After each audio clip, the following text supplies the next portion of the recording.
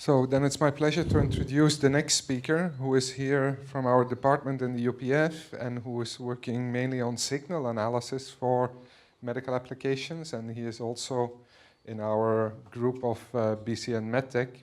And Ralph is one of the researchers which has been here for years and going from the advanced signal processing, but going towards the clinical application and trying to see how the signal processing and clinical applications come together, and especially also how to work with data, get clinical data, curate clinical data, and make that openly available. So it's my pleasure to introduce Ralph Andrzejak, and he will talk about all his work there. Thank you. Bart, thank you. Oops, that's very loud, isn't it? Hello, hello. Is it too loud? It's okay, very good. So, I would like to thank the organizers for inviting me to this great event. And so I will talk about concepts and tools from nonlinear dynamics, and I will ask whether they can be helpful to understand and diagnose epilepsy. And in fact, when we read through my abstract, we find that this upper part is actually divided into two parts, namely nonlinear time series analysis on the one hand and models of networks of coupled oscillators on the other hand. And in both parts, I will also give you an application to epilepsy. And in fact, yesterday we already had a very good presentation on epilepsy by Rodrigo Rocamora, who is the head of the epilepsy unit here in Hospital del Mar in Barcelona. That makes my life easier because I can build on that and I do not have to explain the basics of epilepsy. What I will do is that I will explain the basics of nonlinear time series analysis in the first part of my presentation, and the basics of these couples of these networks of coupled oscillators in the second part of my presentation. In both parts, I hopefully can convince you that these concepts can indeed be helpful to understand and diagnose epilepsy. Now, reading through the program of the summer school, you see that it brings together experts from many different fields. And accordingly, when I will now try to explain you this type of research, try to give you an overview about this type of research, I will do my very best to explain it in a way that it is understandable to a broad audience. So therefore, I decided to include one fundamental example for both parts. And instead of going into very advanced or very specialized topics, I will try to convey the main ideas to you. So let's start with something very, very basic. And let's ask, why is nonlinear time series analysis not linear? And in parentheses, the term time series is just another way of saying signals. So I will use these two terms, time series or signals, in the same way. So now, what is not linear? Maybe the signals, the time series that we analyze, are not linear, but in general, or in principle, any signal which is not a line is not linear. So that is not meant. Maybe the analysis tools that we use for the analysis are the equations that we use, not linear. And that is not meant either, because in fact, many of the equations we use are linear in a sense that they're just some weighted average across some local feature of our dynamics. So that is not meant either. So let me give you the solution. Because nonlinear time series analysis is just a short form of saying analysis developed for the characterization of signals measured from nonlinear dynamics. And evidently the second expression is shorter, that's why it's used more often. So let me put this, or let me keep this upper expression there. And now you can of course ask, okay, but then you need to tell me what is the nonlinear dynamics. But that is very straightforward, because for a linear dynamics, the strength of an effect is always proportional to the strength of the cause, whereas for nonlinear dynamics, cause and effect are in some nonlinear relation. And this typically also leads to a more complex temporal evolution of the dynamics. Now let me ask you, in your dynamics, in your studies, what type of dynamics do you look at? Do you look at linear dynamics or do you look at nonlinear dynamics? Nonlinear. What is that, for example? Electrophysiology. Okay, okay. Who else? Coupled equations that are nonlinear. So basically the models are nonlinear. So. Okay. That's another example of nonlinear dynamics. Anyone primarily looking at linear dynamics? Yes. Tell us about it. Shape. Cardiac shape. Cardiac shape. Okay, I see. It's just an approximation. local effect, it's mostly linear, or it can be approximated by a linear, or if you're working in a high-dimensional space. Okay, okay, very good. But still there's a majority for nonlinear. but very good. So where would we put the brain in this scheme? Do you believe that I mean, we already had electrophysiology. Do you believe that the brain is linear or not linear? That's certainly non-linear, that's true. Because if you think about the behavior of individual neurons, you have to push them above a certain threshold before they start to fire, and then they would saturate upon additional input. So there you certainly have a nonlinear relation between cause and effect. And on all different scales of neuronal organization, you have many nonlinearities. And that is why, a priori, the application of nonlinear signal analysis to recordings from the brain seems like a promising approach. And that is what I will do in the first part of my presentation. And in particular, I will be looking at using a surrogate-corrected nonlinear prediction error to localize the epileptic focus from seizure-free electroencephalographic recordings in epilepsy patients. Now, you might say, didn't he just say that he wanted to stay with the basics? And evidently the sentence, it's not even a sentence, this expression looks very complicated, but if we dedicate a little bit of time to each of these items, and that is what I will do now, it will turn out to be quite straightforward. And I will start with the upper two parts, so I will start with the nonlinear prediction error, and then I will go to the surrogate correction, and later on we will go to these more biomedical aspects. So, the nonlinear prediction error. Let us suppose that we want to distinguish between deterministic and stochastic dynamics. What are deterministic and what are stochastic dynamics? For deterministic dynamics, if I know the present state, I can perfectly predict the future evolution.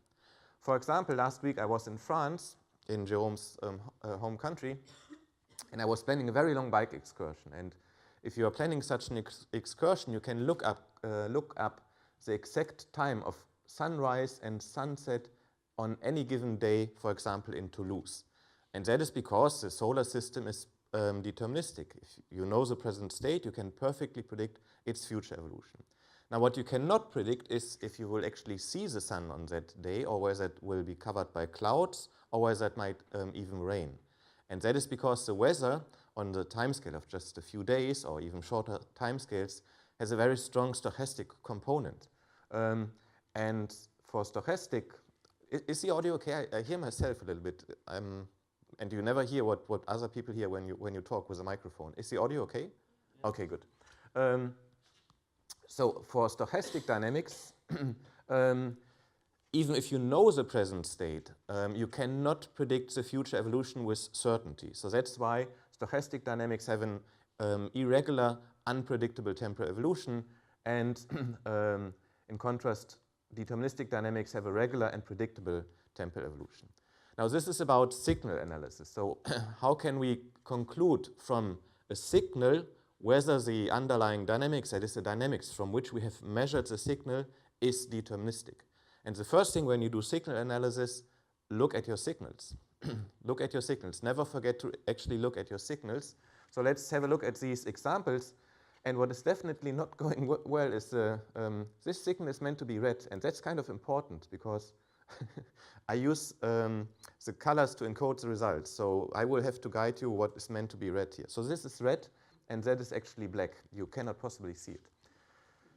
But I mean, we will have to deal with that. Okay, so now looking at these signals, which signal do you believe has a regular structure? Which signal do you believe was measured from a deterministic dynamics? The number 4. Yes, I agree. And why? Why do you make that assessment?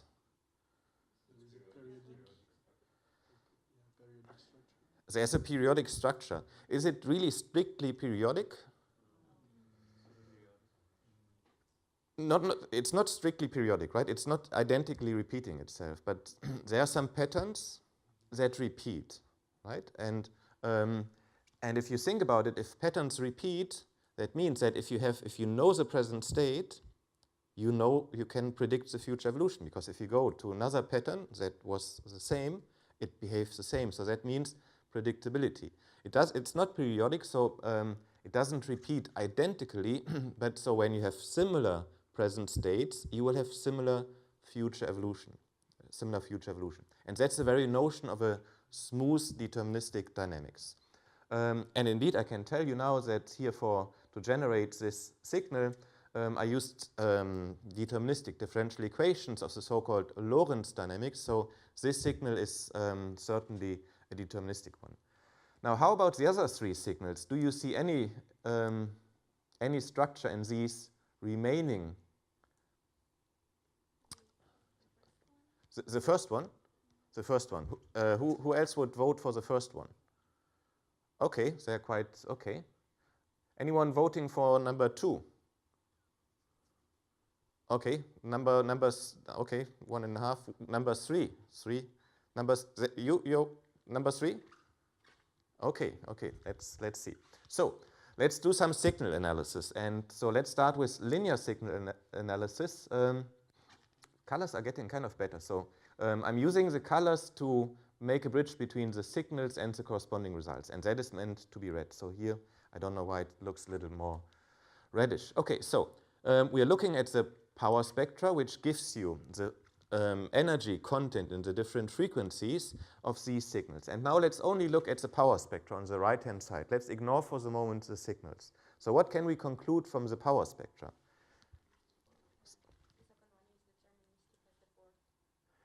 The second one is as deterministic as number 4. That's a very good observation because, in fact, these power spectra of number 2 and number 4 are identical, and also these two look kind of similar, right? But so that would mean that from the power spectra we would get confused about the identity of this clearly deterministic signal and the signal for which we only had very few votes of it being deterministic, right? So don't get me wrong, I'm not saying that the power spectra is not useful in general. What I'm saying is that here for this task which we are looking at, it doesn't lead to the solution that we want. Okay, so then let's try instead some nonlinear signal analysis. And what you do in nonlinear signal analysis is that you, or as a first step common to many nonlinear signal analysis techniques, is that you use delay coordinates to reconstruct an estimate of the underlying dynamics. So you embed the signal in some higher dimensional space. And so what you do is that you put your signal to the first axis, the signal shifted by a time delay to the second axis, shifted by twice as time delay to the third axis, and so on and so forth. So here for this plot, I have to restrict myself to just 3 axes, but for the actual computation, this embedding, this reconstruction is done in higher dimensional spaces.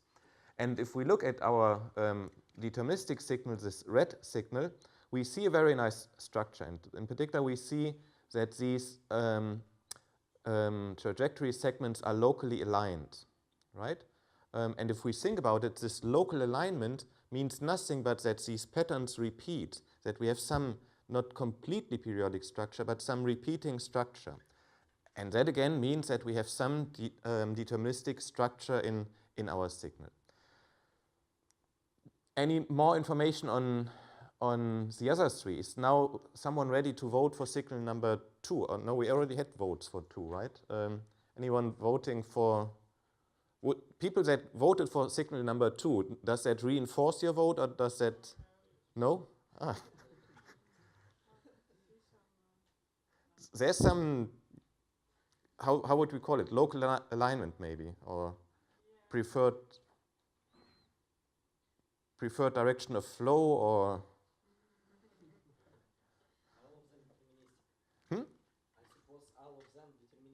All of them are deterministic. Okay, so let's see. I can tell. Let's see. So we need to quantify that, and let's quantify what she was indicating, this local alignment, and that is indeed quantified by this nonlinear prediction error. So the nonlinear prediction error is a classical measure from nonlinear signal analysis, and it quantifies the degree to which locally these trajectory segments are aligned, the degree to which they point to the same direction. And it's a prediction error, so if we have a high predictability, we get a low prediction error. And I here plot this for my 4 exemplary signals, independent on the delay time that I use for the reconstruction of my dynamics. And we see that here this Lorentz signal, which we already have identified as deterministic, it clearly stands out. It has the best predictability, and that is not surprising. Now, when it comes to the other three signals, we don't really get much further, right? So the values are higher and they overlap, and you cannot really tell them apart. And looking back at what we got from the power spectrum, we got one step further, because as you correctly indicated, so these two are identical with regard to the power spectrum. But now with regard to this nonlinear predictability, they are clearly not identical. So here the red signal clearly stands out by having the highest predictability. But here for these signals, we don't get much further. But fortunately, there's a solution to this problem, namely the concept of surrogates. And surrogates are a very general concept. It's about testing null hypothesis, and that is certainly familiar to you in all your different fields. Also in the field of nonlinear time series analysis, surrogates are a very flexible and powerful tool since they allow us to test different null hypotheses about the dynamics underlying some experimental signal. And here I will introduce this very, very broad concept of surrogates by using just one particular type of surrogates. And so what we need is we need a baseline for this nonlinear prediction error. So what do these values mean? We need to know what would we expect by chance. And that's a very general question in science. What do we expect if there's no effect? What do we expect by chance? In our context, that means what value of the nonlinear prediction error do we expect if these signals are just purely stochastic? What value do we expect if these are just measured from some random process? And the answer is it depends, because these signals have different degrees of smoothness, they have different degrees of autocorrelation. And a high autocorrelation leads to high short-term predictability. And a high short-term predictability leads to a low value of the nonlinear prediction error.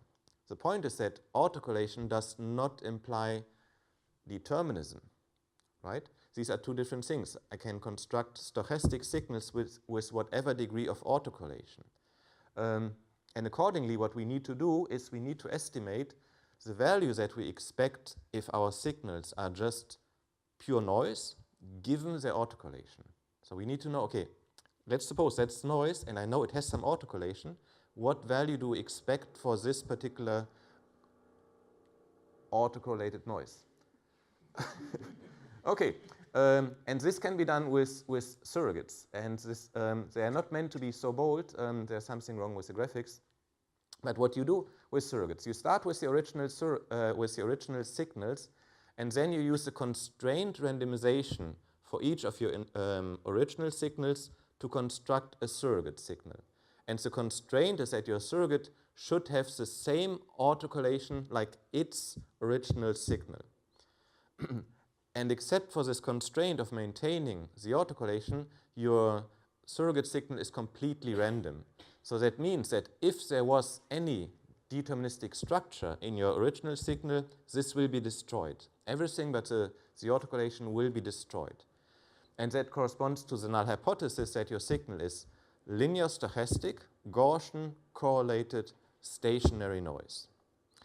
And this particular null hypothesis is just one of the many null hypotheses that you can test with surrogates. So whatever null hypothesis you create, you have to adjust the constraints in this constrained randomization in order to make a surrogate that allows you to test one specific null hypothesis. Here our null hypothesis is that we have just linear, stochastic, correlated noise. And unavoidably, you also always have stationarity in your null hypothesis. And now the only thing that remains to be done is that you have to calculate your nonlinear prediction error not only for your original signals, like before, but also for your surrogates. So these four plots are equivalent to the big plot that we had before. They show you the nonlinear prediction error independence on the delay that we use for the reconstruction. Now not only for the original signals, but also for a set of surrogate signals. So these gray error bars represent the range obtained for a set of surrogate signals. Now, if you see that your surrogates perfectly match the results of your original, then you have no evidence that there was anything beyond linear correlation needed to explain the values of your prediction error, right? If, however, you find that you have a mismatch between your original results and your surrogate results, that means that the autocorrelation was not sufficient to explain the predictability of your signals. That means in that moment you can reject your null hypothesis of your signal being a linear and stochastic and Gaussian and correlated process. Then you have some indication that your signal is not this stochastic process. Okay, now here for these upper two signals, we indeed see that the surrogates perfectly match the originals. And now I can tell you that here indeed what I used was stochastic noise. So everyone who voted for number 1 and 2, you're out. Because for number 1, that is just autoregressive noise. I used an autoregressive process to generate that noise. And number 2, the black one, is also stochastic noise, which I constructed to have the same power spectra like the Lorentz signal. So you detected that correctly. Look, it has the same power spectrum, but I constructed it to have the same power spectrum. That can be easily done. And the most important part is now the third signal, where you again see, not as clear as here, but you again see a mismatch between the original and the surrogates. And indeed, here I used a Lorentz signal and I just added a lot of measurement noise. So the number 3 is a signal which has some non-random components.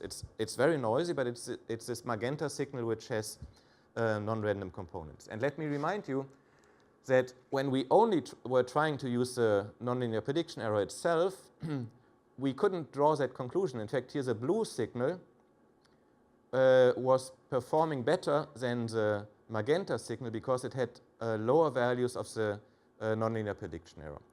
But using these surrogates, we can see, okay, that can be completely explained by the autocorrelation of this linear stochastic signal, right? So for the blue signal, okay, it's more predictable than the magenta signal, but that's due to the autocorrelation.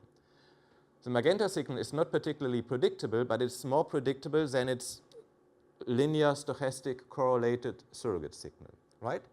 And so now we can make the distinction between a deterministic signal, possibly superimposed with some noise, and stochastic signals. And that leads us much further than what we could conclude from the power spectra. So there we could not make any clear distinction. In particular, again, here, look, red and black are the same in the power spectra, and look how different these results are here for this nonlinear analysis.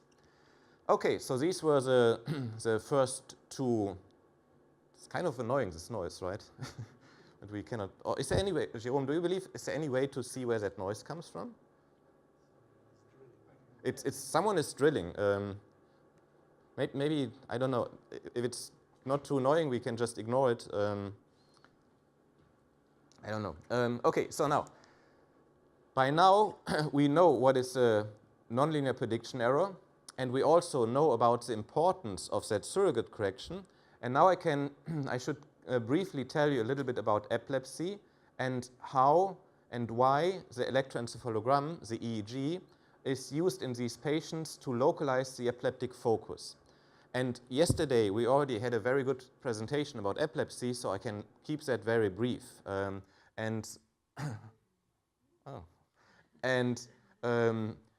Rodrigo was also very careful in the terminology he used. So there are different terms like seizure onset zone, irritative zone, epileptogenic zone. I will use a very simplified terminology. I will call this brain area that generates the epileptic seizure simply as epileptic focus.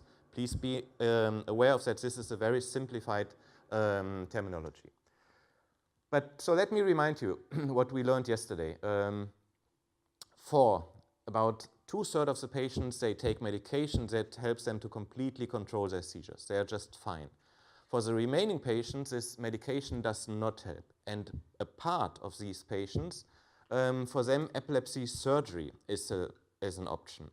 And in this therapy of epilepsy surgery, what you aim at is that you basically remove, that you cut out by means of neurosurgery, this epileptic focus.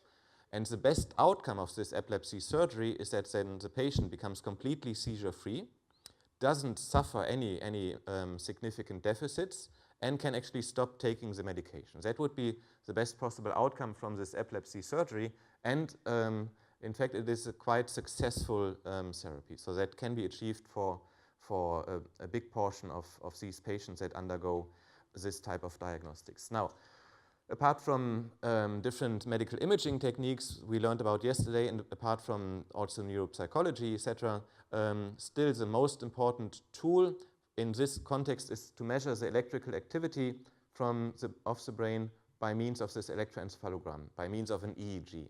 And what you always would do in the beginning is that you would measure the EEG from the surface of the scalp by means of a surface EEG, completely non-invasive.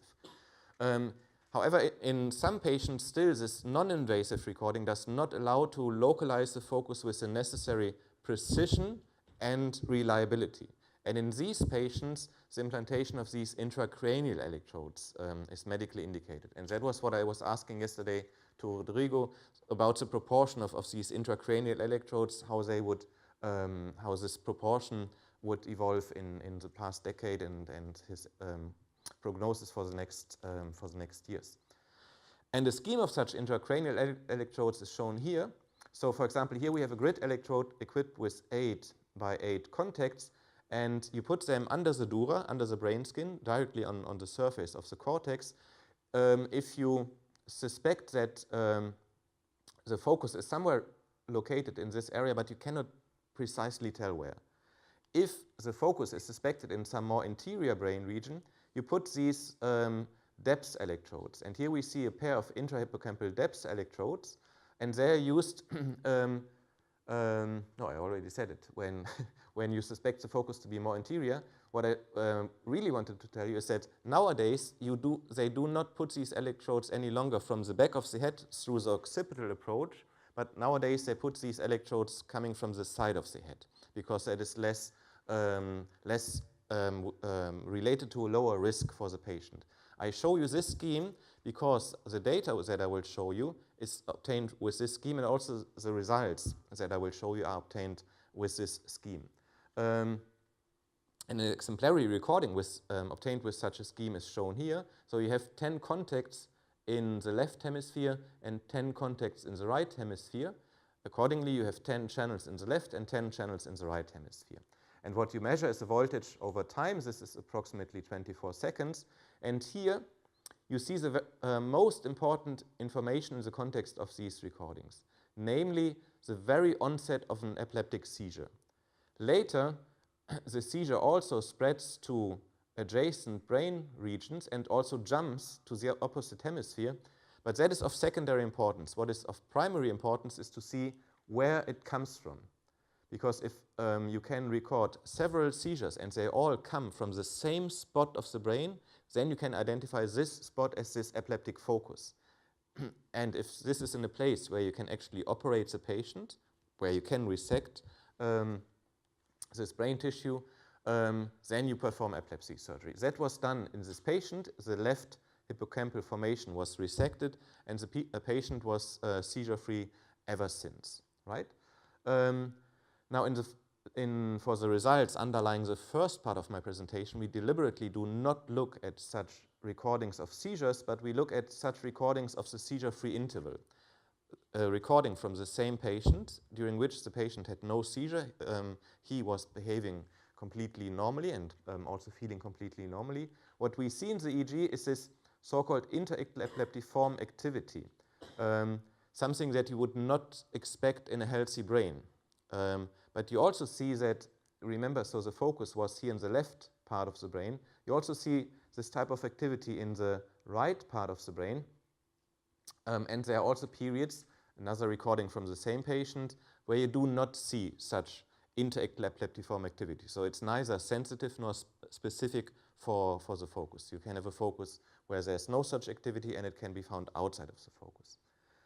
Okay, now, in what I will show you now, we analyze these recordings of the seizure-free interval. So for each window of approximately 24 seconds. We analyze each channel separately, resulting in in one value for each channel and each window. And now I was too fast, but I can skip that. So basically, that's okay. So resulting in, because what I wanted to tell you, now we are ready to apply these techniques to this data.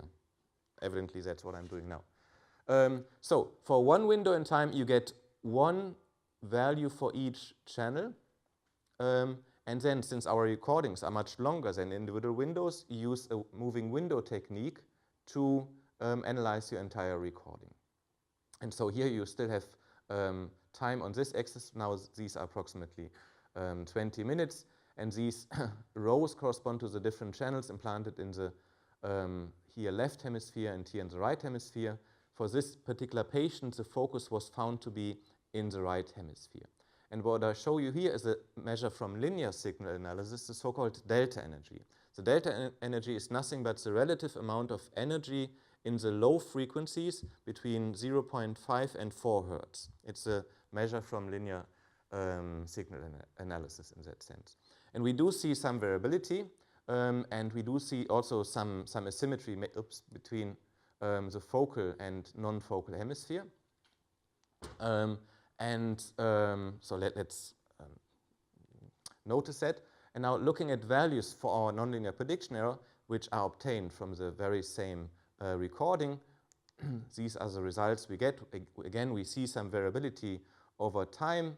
So there are epochs of higher values and epochs of lower values. And certainly also we see some asymmetry with regard to the focal and non-focal hemisphere. Now, in the moment when we combine the nonlinear prediction error with surrogates, and how we combine that, I will tell you in half a minute, we get a very clear contrast between the results for the non-focal hemisphere and the results for the focal hemisphere.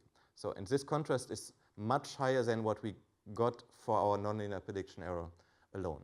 Let me try to connect the two parts. So, remember, when I was talking about my models, I showed you at first the results for the nonlinear prediction error alone, and okay, we could detect this red signal clearly, but when it came to the black, blue, and magenta signal, we had problems, right? So there we couldn't really distinguish which was the one which was non-random. In the moment when we used these surrogates, then yes, then we could make that distinction.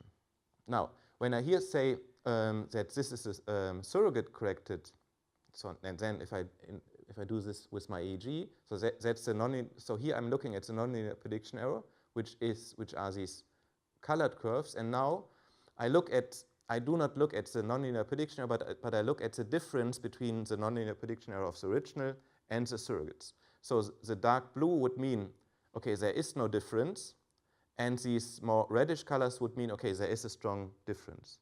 So in the moment when we really focus on the nonlinear properties, something which cannot be explained by the linear autocorrelation, then is when we get this high contrast between the focal hemisphere, where we don't see any evidence for any non-randomness, and the non-focal hemisphere, where we find strong evidence for this non-randomness. Now, to see if this is some systematic result, we analyzed a group of 29 patients, and all patients were implanted with this pair of intra-hippocampal depth electrodes, and all patients were diagnosed with so-called unilateral medial temporal lobe epilepsy, which basically means that one of the two hippocampal formations was the epileptic focus, and this was resected in all patients by a surgery called selective amygdalo-hippocampectomy, and all patients became completely seizure-free from this surgery. And in total, we analyzed some 66 hours of these recordings. And the results are shown here for the three measures, which I showed you before, this linear delta power, the nonlinear prediction error, and the surrogate nonlinear prediction error. And results are shown, the average values for the focal hemisphere, for the non-focal hemisphere, for our 29 patients, which are divided here in patients where the focus was on the left side and the focus was on the right side. Yesterday, Rodrigo also reasoned why we have more patients with left, implanted patients with more left focus is in the left hemisphere. Now, when we look at the delta power, we see that, okay, there are more cases where the blue bars, so the non-focal mean values are higher, but the contrast is not very pronounced. And in fact, it's not much more pronounced when we go to this nonlinear measure, but it becomes very pronounced when we go to this nonlinear measure combined with surrogates, because here in 27 out of these 29 cases, we get higher values for the focal hemisphere as compared to the non-focal hemisphere. So we really have to, to focus on the nonlinear properties of our dynamics to get this very good distinction between the brain hemisphere that contains the epileptic focus and the healthy brain hemisphere.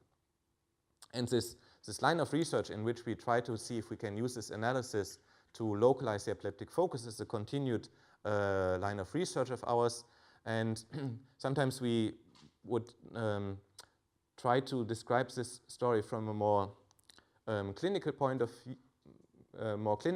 view, or also from the point of view of physics. And we are not alone in this endeavor. So here's a recent multi-center study where different people working in signal analysis, so that would be Fabrice, Vadim, Olivier, and myself, work together with different clinicians. So these are people from different hospitals in Italy, France, and Switzerland, and where we try to come from this prospective basic research towards a real clinical application of these findings, because we really want to advance that this analysis can indeed be useful for the diagnostics of epilepsy, right? So that would be the aim of this first part in the summary. So that this nonlinear time series analysis can be useful to contribute to the diagnostics of epilepsy. I would never ever recommend a medical doctor to operate only on the results that we get, but as we learned yesterday, they collect many results, right? They have different imaging techniques, they have the neuropsychology, they have all different pieces of evidence, and if this could contribute one further piece of evidence, that would be our aim. Okay, so that was the longer first part of my presentation. The second part will be somewhat shorter, and to find a bridge between them, what did I do in the first part? In the first part, in a sense, I had a bottom-up approach. So I started with some signals measured from unknown dynamics. I had my EEG signals measured from the brain of epilepsy patients. And then I used nonlinear time series analysis to analyze these recordings and thereby characterize the dynamics, right? And I hopefully could convince you that this can be helpful in the context of epilepsy. Now we'll use a bottom, I knew that I would screw it up. Now I will use a top-down approach. So I start with the dynamics that I know because I have a mathematical model for it. I can write down this mathematical model, and then I will observe the temporal evolution of this mathematical model, and I will see if I can find some analogy between this behavior of my model and some real-world phenomenon.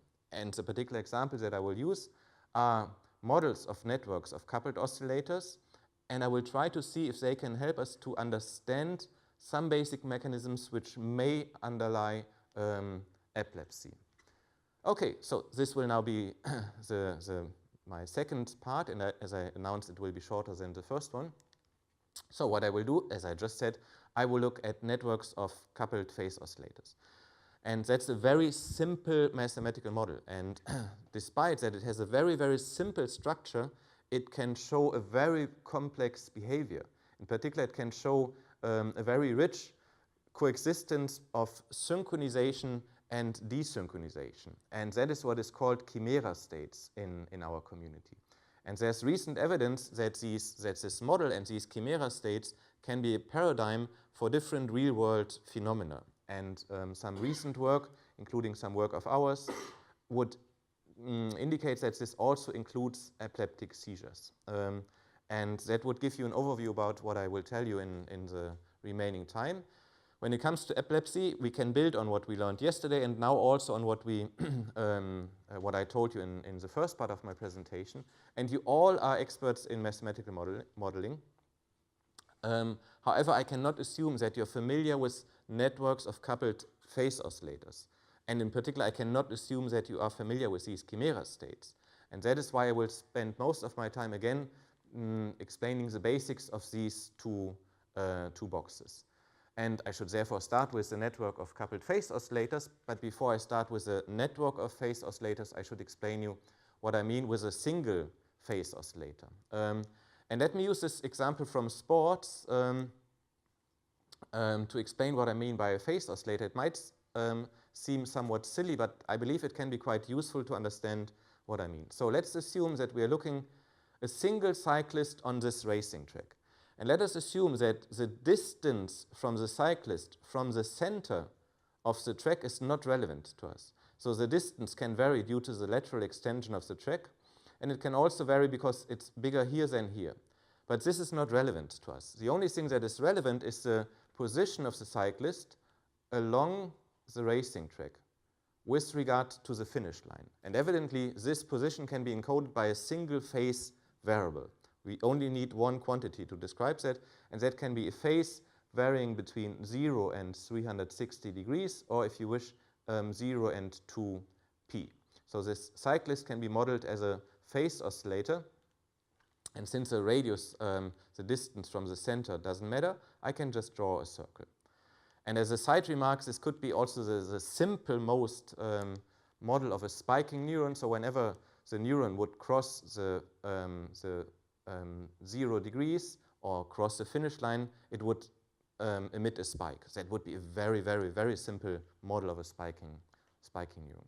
Now, I don't want to have only one phase oscillator, but I want to have a network of phase oscillators. So let me now assume that I have a long chain of identical phase oscillators. And it will become very important that they are all identical. They are completely identical. And they are coupled. And every phase oscillator is coupled to other phase oscillators within a finite range of its own position. That means it is not coupled only to the nearest neighbors, nor is the coupling all to all, but instead the coupling is non-local in the sense that every oscillator is coupled to other oscillators within a finite range.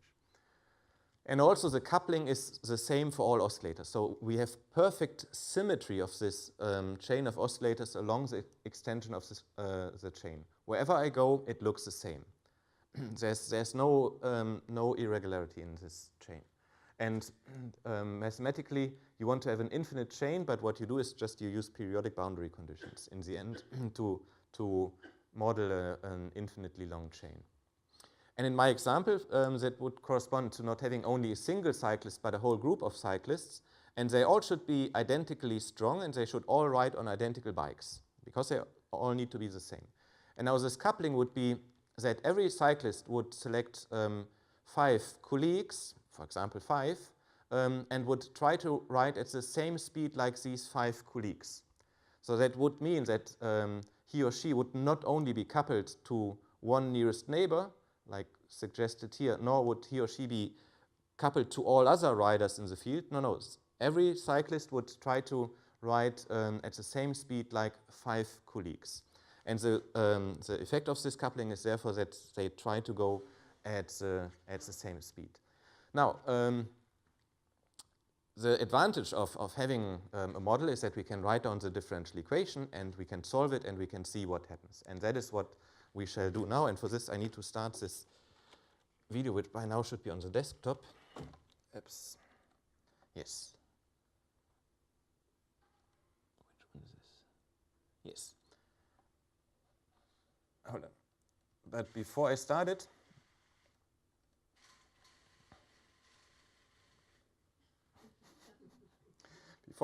let me explain the different elements that are contained in this video.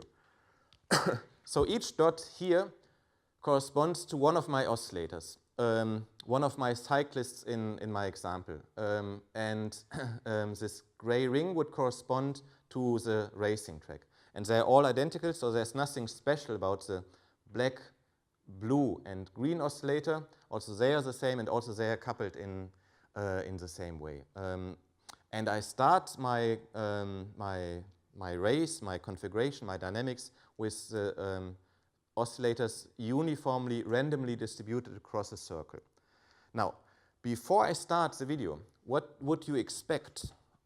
What would you expect if I now let it go? Well, the first possibility would be it would stay random as a first guess, but of course it will not. But my first guess would be it will stay random. It will stay random. Okay, that is a good guess, and I can give a reason for that. What other possibility would be there? That the ones that are coupled will eventually go into phase. Yeah, but so now you would be coupled to your 3 colleagues there, and she would be coupled also to you, but also to him. But you're not coupled to him. So you see that the coupling is non-local. But so should she go with you or should she go with him?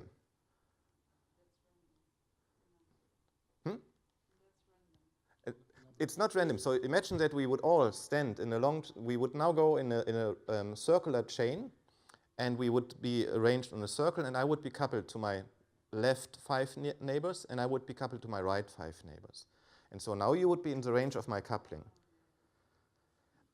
There will be oscillation for sure. Sometimes I will be nearer than you, then I will be further apart. Yes. It will oscillate. It will oscillate. But since we are all identical, we are all equal, and we are also our coupling is all the same. If we decide to stay in a random state, or if we see some synchronization, it should be the same for everyone, right? Because everyone is the same. So whatever they do, they should all do the same, right? Do you speak about phase correlation? Yes. So yes, in a sense, these are the amplitudes are artificial. So I only use the amplitudes so that we can distinguish them. But the amplitude doesn't play a role in the dynamics. It's a phase. The equation only contains the phases. Okay, the advantage of having this model is that we can just integrate it and see what happens. And so now looking at individual ones, we see, for example, the blue one is currently going counterclockwise. It's speeding up and slowing down to now turn around, speeding up again. It's basically performing some irregular motion. And sometimes groups seem to form, maybe here, but then they get dispersed again.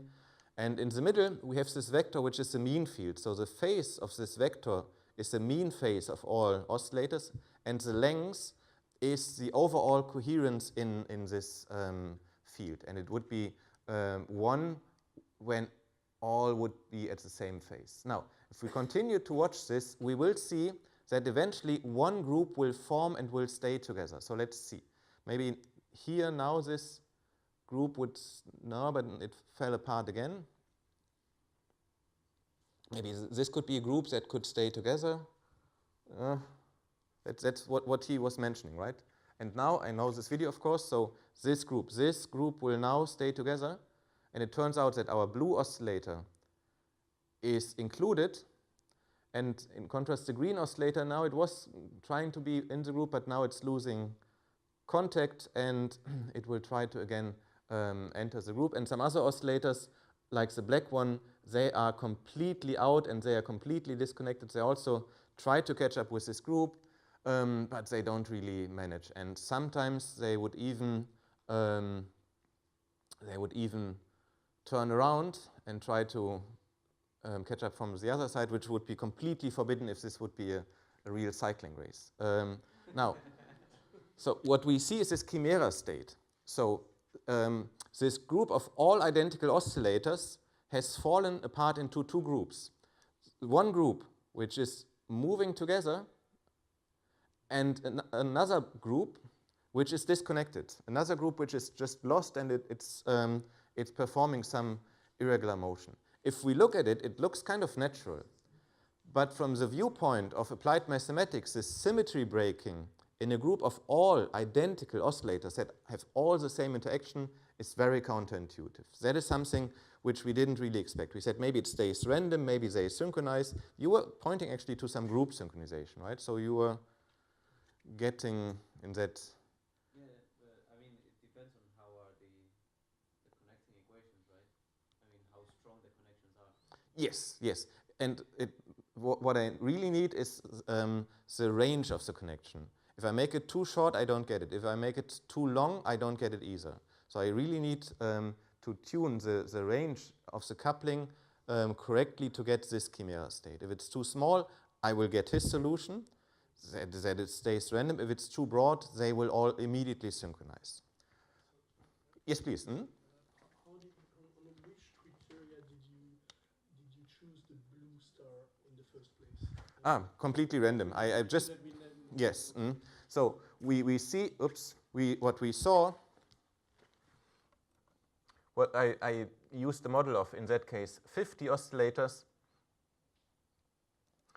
And then I played a little bit with the data. So every realization is different. So if I would start with slightly different initial conditions, then maybe the black one would be the leader of the group. And in fact, later I will have another video where the role of the oscillators is different, of the colored oscillators. But they are randomly picked. I only wanted in this presentation to be able that we can trace with our eyes particular oscillators. And that's how I picked them. Random to have, like, they're all equal, and I just labeled 3 of them with their colors. Can you like maybe point these behaviors to parameters in the model? Like, for example, the angular velocity that you have there, is it determined by some parameters of your model, or? Yes, it is. It is indeed. So I unfortunately do not have included the equation for this in my presentation, but maybe in the end I can open the equation for you and then I can show you. So basically every oscillator, it has very few parameters. Every oscillator has a natural frequency. So if you would decouple it, it would oscillate with this natural frequency. And then you have a rectangular coupling where every oscillator is coupled to the other oscillators. And the broadness of the coupling is the second parameter in this.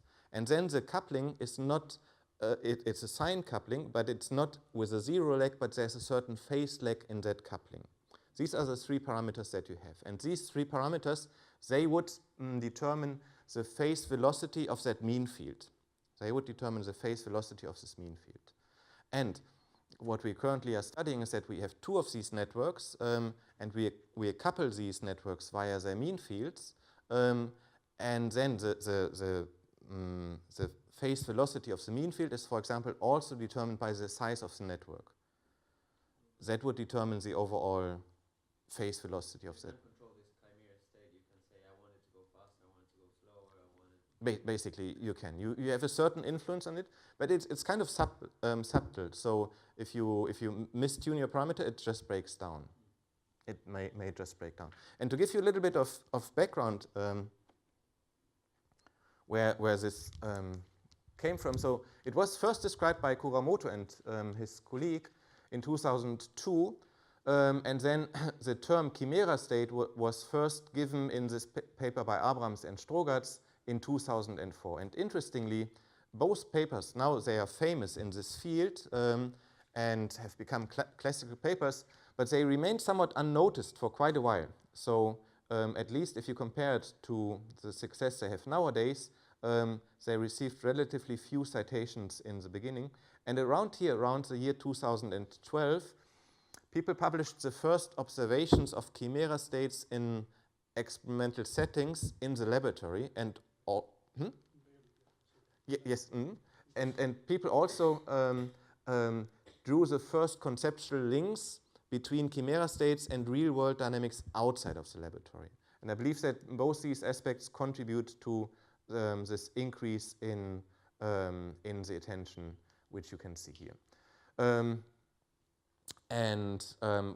What I will try to convince you is that we can also draw a link between Chimaera states and epileptic seizures. So how can we do this? Once these Chimaera states have formed, they can live for a very, very long time. So we could watch this video for weeks or years, and nothing would change. And and I'm losing kind of time here, but so we would not have enough time to watch this video. So what I did here is that I went many millions of time units forward, and I recorded the breakdown of that Chimaera. because eventually this configuration will break down. Eventually it will break down, and also when it will break down, what is the mean lifetime of this, will depend on the parameters. And the breakdown will be towards a state where all oscillators are completely synchronized. And this will happen in this video. And so try to anticipate when this breakdown might happen. So here again, now you see that there's some fluctuation. Now the green oscillator is actually in the leading group, and the blue one is the one partly disconnected, and the black one still is out. Now try to anticipate when this configuration might break down. What would you look at? What would be the feature you might trying to see?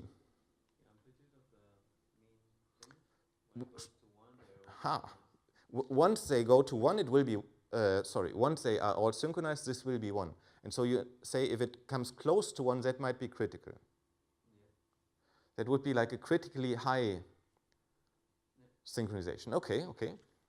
So let's see when this might happen actually. So let's watch this. So now this vector is getting longer. No, you see? It's getting, it's coming closer to 1. Really long, but you see that it doesn't reach 1. Now it's again getting closer, but this configuration is re-established. And now see what happens. Now it gets particularly short, right? And now that was a critical transition. This was quite short, and if we now wait a little longer, we will see that now, you see it's broken, and the rest is fading out of some last irregularities. This Chimaera state has just broken down. And very soon, they will all go at the same speed, and what you correctly anticipated, now it will become practically 1. So this Chimaera state has just broken down. And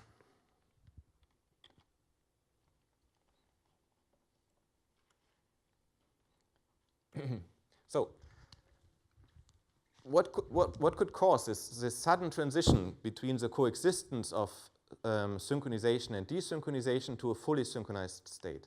I was trying to bias you, and your answer was going this direction because it's very intuitive, that it's some hyper-synchronization, right? Some very high degree of synchronization, many oscillators already entrained, then this group will grow, some critical mass, some point of no return, and woof, full synchronization. But as I will try to convince you in the next few minutes, and I'm coming close to the end, is that this answer is actually not correct. So here are some features that we extracted from our network. So this is time, and this would cover approximately a few seconds in our video. This would be just a few seconds in our video. This axis corresponds to the indices of our oscillators, and here we see the phases and their phase velocities.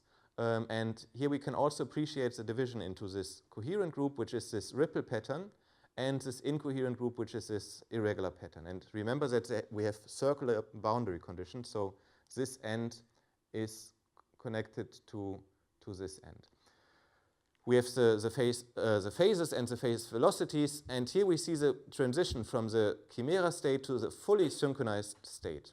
And now we extract a feature from this dynamics, which is here, and in a nutshell, that is given the coherence, the length of the mean field, but only for the incoherent oscillators. So it's not directly the vector which I had in the middle, but only for the subset of the incoherent oscillators. And it's relative to some baseline, so blue means that we have a decrease in this coherence, and red means that we have an increase in this coherence. And the main finding is here. We see that just prior to the transition to full synchronization, we have a very pronounced drop in synchronization. By the way, so here we have a time interval of 250 time units. Here we have a time interval of 500 time units. And here we have a time interval of 5,000 time units. So to see this feature better, I average this across my oscillators, resulting in this temporal profile, which I show here for these 500 time units, and here for a longer time scale of 5,000 to get a more global picture. And we see that indeed, just prior to the onset of full synchronization, we see that this profile takes its overall minimal value, meaning that we have a particularly low synchronization preceding the onset of full synchronization. So meaning that it's not a hypersynchronization. I was trying to bias you to this, and that's the most intuitive answer, but it's in a sense, a hyposynchronization, which leads to this transition. At least that is true for the Chimaera states. And now you might wonder, okay, but how is that related to epilepsy? And this I will try to wrap up in just 3 minutes. So the classical view on epilepsy, and in fact yesterday Rodrigo in the very beginning he had the definition of the International League Against Epilepsy of epileptic seizures, and there appears the term excess of synchronization.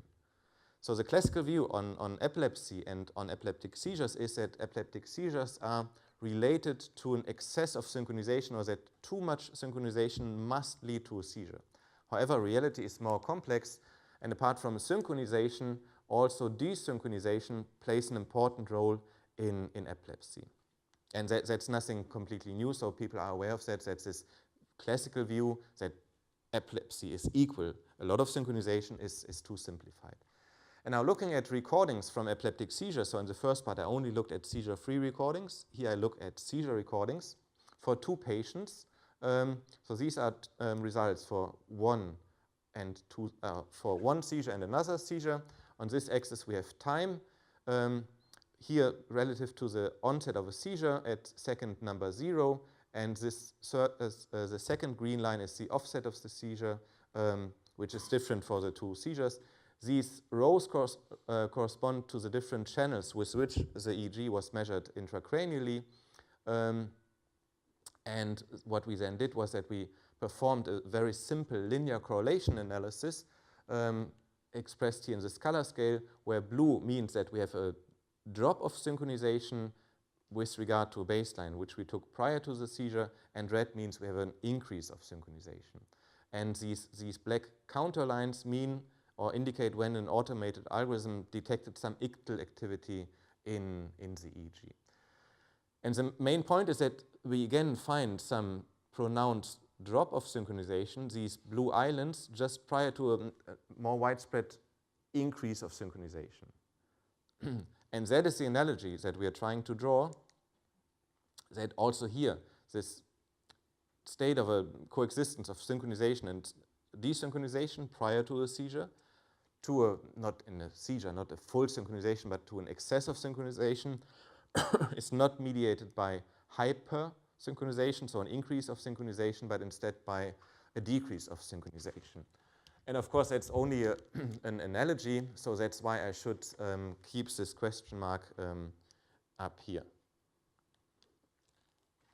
Okay, and with that, I'm almost done. So we can try to, I can show you the equation of this in this paper, because in this paper we have, you can find all the details and all the results described in full detail. And with that, I'm done, because now I hopefully could also convince you that that when we use a top-down approach, that can also be helpful in the understanding of epilepsy, in particular when it comes to the mechanisms that might potentially play a certain role in epileptic seizures. And with this, I would like to thank you for your attention and these institutions for their funding. Thank you very much.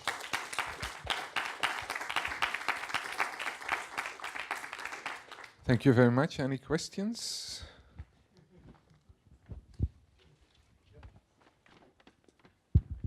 Hello, thank you very much for your presentation. I'm work short time for phase mapping for finding rotors in myocardium, and I'm interested in some issues with your processing, because what's type of transformation do you use for goes to phase space? Do you use time shift, Gilbert transform, or something other? How you work with pre-processing of signals, because you need to make something with low signals and with high signals, and maybe you need use median filtering or something.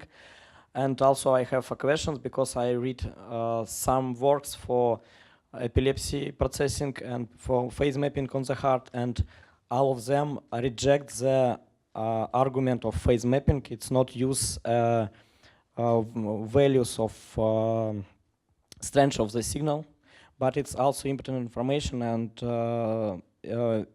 when we register the signals from electrodes or from diodes and optical mapping, this has a stable value. And if we clear the some shifting, this information is very important, because if we signal become lower in amplitudes and low in energy, something happened in this place. And when we go to phase space, we reject this information, maybe, or maybe Yes. not.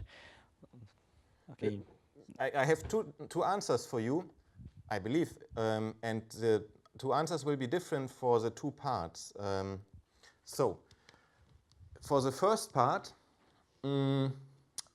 I used the amplitude representation of my signal. So in that case, I never went to the phase representation of my signal. I took the amplitudes, and these amplitudes directly went into this higher dimensional state space.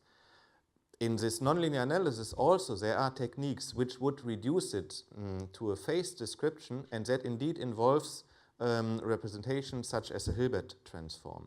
And these things. But then you can never be sure if all your information is really encoded in the phases, and if your phase is actually a phaseful representation of your dynamics. So by going from the amplitude to the phase, you might indeed, if I understood you correctly, lose a lot of information. This was not done in our first part. In our first part, we somehow included the amplitude and thereby the power of the signal and the momentary phase. For the second part, the equation which we write down is directly the equation for a phase, which means that there it was never necessary to use some transforms such as a Hilbert transform or other transforms to generate the phases. There we already started with a natural phase description of our dynamics. I'm not sure if I answer your question at 100%, but maybe it's going in the direction of what. Okay. Do you have a physiological counterpart for yeah. Do you have a physiological counterpart for these oscillating models? Like, do you know if they represent some circuits in the brain that synchronize or desynchronize or something, or is it purely phenomenological? For the Chimaera states, you mean? For the Chimaera states, yeah. So there are the most famous answer, or the most famous example that people would use is unihemispheric sleep. We know that some, for example, dolphins or birds, they sleep with one hemisphere while the other hemisphere is staying awake. They need that to survive. And so then people argue, okay, look, one hemisphere is synchronized, it sleeps, and the other one is not synchronized. I'm not so sure if this is really a very good example for these models. I think it's an extremely simple model. I have phase oscillator, and they're all identical. I write down the equation for the phase. I have all identical coupling, and it can maybe thereby explain some very fundamental mechanisms, such as, for example, the one which I described, that this transition is not triggered by an increase, but by a decrease of synchronization. And maybe we could find something similar in real-world dynamics, but I would not go further than that. I would not say that this model would be a phaseful model of any brain area or anything. So I would not say it's a model for, this was not meant to be a model for epileptic seizures. That was meant as an analogy of a model that shows a certain type of behavior, which may also be the essence of some phenomenon in a completely different setting where my model would be completely wrong, right? But maybe the basic mechanism can be transferred. So on the other, because if it's not motivated by a brain-specific phenomenon, I'm wondering if it can be translated to other parts of the body. For example, I don't know how the model works, but when you're trying to diagnose arrhythmias or to find the mechanisms of sustained arrhythmias on the heart, you have something a bit similar. You have reentrant circuits and so on, and if you want to break it, it would be interesting to see like which oscillator can be broken or something like that. Do you think it's, I mean, have you attempted putting it in other contexts, or just for Me epilepsy? personally, not yet, but I know that that part of the research on these Chimaera states is also trying to control them. So what I showed you is we just let it go. But there are many ways in which you can try to control it. So for example, you can a priori decide, okay, I want the blue oscillator to be in the incoherent group, or I want the incoherent group to be centered here and the coherent group to be centered there. This part of my heart, my brain, or my system, I do not want to be synchronized, and this part I want to have in synchronization. And there are various ways in which you can control these. That could be one possible application. And for example, also in this work, we showed that if you prevent this hyposynchronization, you can prevent the breakdown. So if you, for example, you could say, if you want to not have the transition to full synchronization, you can achieve this once you understood how it takes place. But this is, for me, it's in a sense, it's still pure applied mathematics, and there's a long bridge to arrive at something really physiological, I have to admit. Thank you. The hyposynchronization instant, is it predictable? I mean, can you link it to the parameters of your model and have an idea upfront of the lifetime of the system? Yeah. Yeah. And the second question, it's near chaos theory. Could you comment on the link between the Chimaera theory and how far is it from chaos? Or yes, I can. So let me start with the second one. It is chaos. So these chimeras are weakly chaotic systems. That means that if you slightly change the initial conditions, you will completely change the dynamics. It has a sensitive dependence on the initial conditions. It has positive Lyapunov exponents, and it's a chaotic dynamics. And also the fact which oscillator is included in the coherent group, this coherent group will slightly drift. That's all in a chaotic motion. Then your second question, can I predict when it will break down? No, it's like a Poisson process. At any moment in time, the probability to break down is the same. So when you plot the lifetime, so you start that many times, and then you measure the time between the start and when it broke down. That becomes an exponential distribution, indicating that we're dealing with a Poisson process, and the slope of that curve is primarily determined by the number of oscillators. So the larger your network, the longer would live the Chimaera state. And small networks, they hardly survive, but if you make it very big, it survives for much longer, so that in the asymptotic limit of infinitely many oscillators, it would be stable. And it would probably also lose chaoticity.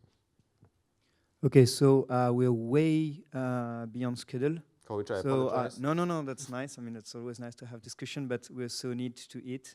And so let's go to eat. And then for the hands-on, so you already know your rooms. So yesterday you should have seen it. So just go directly, so at 2:30, then in your respective room. So let's thank again Ralph.